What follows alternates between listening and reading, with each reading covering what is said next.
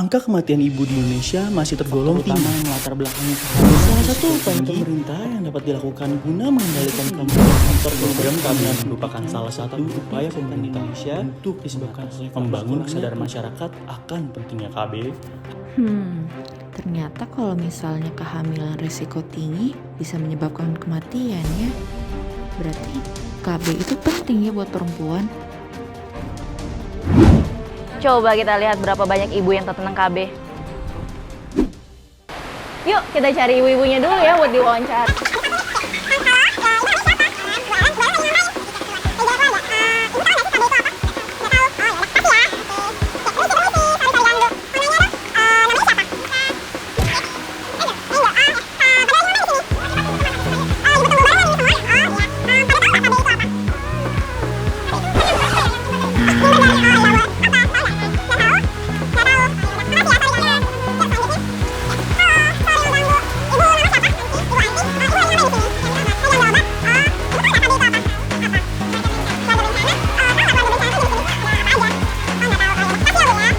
Ternyata dari semua survei yang kita lakuin banyak yang belum tahu KB itu apa.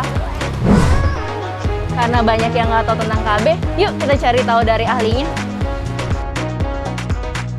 Selamat sore dok. Dokter namanya siapa dok? Saya Dokter Gemala.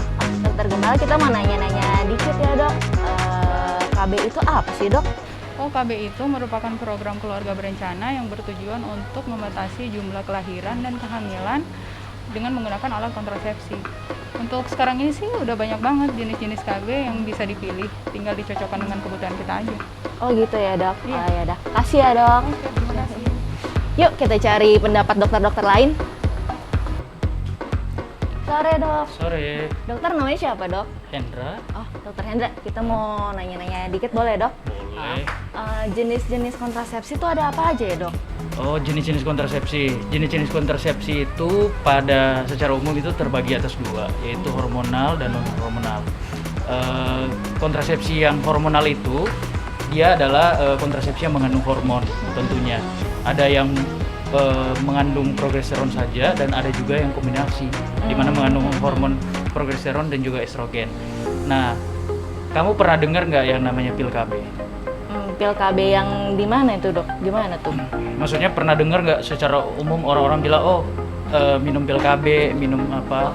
Pernah sih dok kayaknya Iya. dok ya. Nah, pil KB itu adalah salah satu contoh yang paling umum kontrasepsi hormonal, yaitu di mana pil KB itu penggunaannya sangat mudah dan terbukti efektif juga untuk menunda kehamilan. Keuntungan menggunakan pil KB sendiri itu yaitu dia selain mudah digunakan, dia juga dapat memperlancar haid, kemudian dia juga mengurangi nyeri saat haid. Dan apabila misalnya pasangan ingin hamil kembali, tinggal di stop aja penggunaan pil KB-nya. Tapi kerugiannya yaitu harus disiplin sama minumnya harus teratur. Karena kalau misalnya terlambat, maka untuk peluang hamilnya menjadi lebih besar. Oh gitu ya dok. Sebentar ya, ada telepon. Oh iya, boleh dok. Kita coba cari dokter lain dulu ya. Dok, permisi dok. Sore dok. Kita mau nanya-nanya dikit lagi boleh dok? Boleh. Tadi kita ada dijelasin soal pil KB gitu dok. Selain pil KB ada kontrasepsi apa lagi sih dok? Oh, kalau kontrasepsi ada macam-macam, bisa ada KB suntik, bisa ada KB implan. Kalau KB suntik itu dia ada 1 bulan, ada 3 bulan, ya kan? Suasana 1 bulan itu dia biasanya isi orangnya ada produksi estrogen. Kalau yang 3 bulan progesteron aja. Ya emang untuk ruginya ada, kelemahannya juga ada banyak. Implan juga, kalau implan dia yang ditanam itu mungkin kalau anak pernah dengar kan, dia yang ditanam itu, ya itu dia. Tapi yang jelas kalau ngerasa untuk adil. Bagi wanita yang berencana hamil ataupun tidak hamil ataupun sudah lahir. Oh gitu. Oke dok. Kasih ya dok Oke, infonya sama-sama. ya. Jadi gitu guys soal kontrasepsi. Bentar, tadi kayak baru tentang hormonal ya. Kita belum cari yang nggak pakai hormon. Kita coba cari lagi dulu ya dokternya. Sore dok. Iya, sore. Isi dok. Dokter namanya siapa dok? Saya dengan Alex. Oh dokter Alex. Kita mau nanya-nanya boleh ya dok ya? Oh iya, boleh silakan. Tadi kita ada dijelasin soal KB yang hormon dok. Cuma kita masih belum ngerti sih kalau misalnya non hormon gitu ada nggak dok? Oh iya, jadi intinya KB non hormonal itu adalah metode kontrasepsi yang tidak menggunakan hormon. Nah di sini tuh biasanya kita pakai dua, yang dengan tanpa alat dan juga dengan alat. Nah yang pertama tanpa alat itu paling gampang sebenarnya, yang penting butuh usaha lebih aja. Contohnya yang pertama pada saat berhubungan, pada saat penis ingin ejakulasi, jangan dikeluarkan di dalam tapi dibuangnya di luar, atau nama kerennya kalau kamu tahu coitus interruptus namanya. Begitu. Cuman ya keuntungannya itu gampang banget dilakukan, tapi kerugiannya kadang-kadang susah dilakukan gitu kan, karena kadang-kadang laki-laki tidak bisa menahan. Lalu yang kedua metode kalender juga gampang, semua orang bisa. Itu intinya metode kalender itu jadi berhubungan pada saat wanita tidak subur intinya gitu. Lalu KB dengan alat tuh yang paling sering dua, yang pertama kondom, yang kedua IUD atau spiral. Nah kalau kondom itu ada yang untuk pria dan wanita, cuma lebih susah yang wanita itu untuk dicari, jadi lebih baik sih pakai yang untuk pria aja.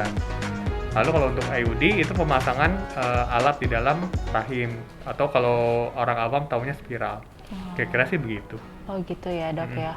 Oh oke deh dok, makasih banyak ya infonya ya dok Oke, ya. iya sama-sama. Infonya udah banyak sih ya, tapi kayaknya masih ada yang kurang deh. Coba kita cari satu lagi. Dokter, ya. Sore dok. Dokter, namanya siapa dok? Dengan Dokter Dasan. Dokter Dasan. Tadi tuh kita ada dijelasin dok soal KB yang hormonal, non hormonal, pil, terus ada implan, ada IUD. Selain yang ini ada yang lain nggak ya dok? Oh iya, ada satu lagi namanya kontrasepsi mantap. Untuk perempuan namanya tubektomi dan untuk laki-laki namanya vasektomi. Jadi intinya pada perempuan itu saluran telurnya yang dipotong. Sedangkan untuk laki-laki saluran spermanya yang dipotong. Itu harus melewati proses operasi. Oh gitu ya dok. Ya deh dok. Kasih ya dok. Terima kasih. Wah, nggak berasa ya udah sampai malam. Banyak banget tadi info yang kita dapetin. Ada yang pil KB, ada yang implan, ada yang IUD, sampai yang kontrasepsi mantap itu. Semuanya ada keuntungan sama kerugiannya masing-masing. Tinggal tergantung kalian aja kira-kira cocoknya yang mana. Yang penting kontrasepsi itu penting untuk wanita yang baru melahirkan dan wanita usia reproduktif. Kalau kalian mau menggunakan KB, jangan lupa konsultasiin ke dokter kalian. Ingat ya, sampai jumpa di vlog berikutnya. Dah!